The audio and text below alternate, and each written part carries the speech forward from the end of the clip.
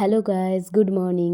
আজকে সকাল সকাল একটা ব্লগ আপলোড করলাম। অনেক দিন পর একটা ব্লগ দিতে চলেছি। কিছু এক্সাম পারপাস কারণের জন্য এতদিন ব্লগ দিতে পারিনি।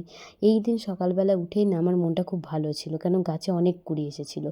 আজকের ব্রেকফাস্টটা আমি করে নিলাম সাধারণ সিম্পল মুড়ি, আলু সেদ্ধ, নারকেল, শসা দিয়ে। আজকে আর হেভি কিছু করিনি, রাতে বিয়েবাড়ি ছিল বলে। তারপর দুপুরে একটু ফ্রুটস মা দিয়েছিল, তালশাঁস আর তরমুজ। আমার বেশ খেতে ভালো লাগে, তোমরা কমেন্টে জানিও কার কার খেতে ভালো লাগে। আজ বাবার জন্মদিনও ছিল। কেকটা আনতে আনতে গলে গিয়েছিল।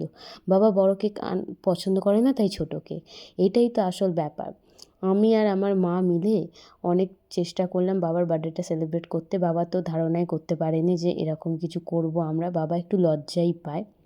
অনেক কিছু বলে ম্যানেজ করে তারপর কেকটা কাটালাম অবশেষে বাবাকে। বাবা খুশি হয়ে কেকটা কাটলো। এই দেখো, এভাবে কেকটা কাটবে। এবার তোমরা দেখো এবার কি করে।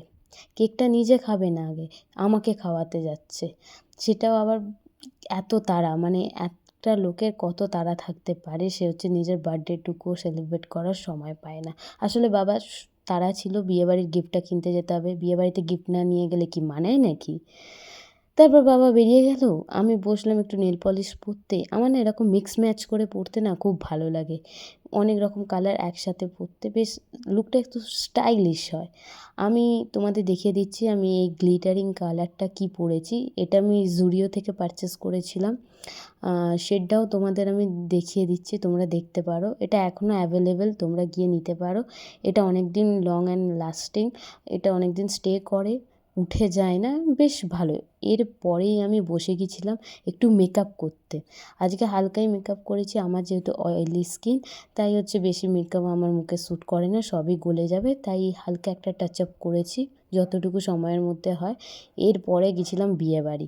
বিয়েবাড়িতে যাব, ভিডিও করতে পারিনি, কিন্তু ছবি তুলেছি। ছবি না তুললে হয়? আমার মা ছবি তুললো, আমার বাবা তো ছবি তুলতে চায় না, তাই পেছন থেকে উঁকি মারছে। তারপরে মায়ের সাথে কটা ভালো ভালো ছবি তুললাম। ও শুধু মায়ের সাথে তুলিনি, নিজেরও একটা ছবি তুলেছি। নিজের না ছবি তুলে একটু মানায় না। তারপর মাকে বেশ কটা ভালো ভালো ছবি তুলে নিলাম। আজকের ব্লগটা এটুকুই। সাবস্ক্রাইব করে দিও।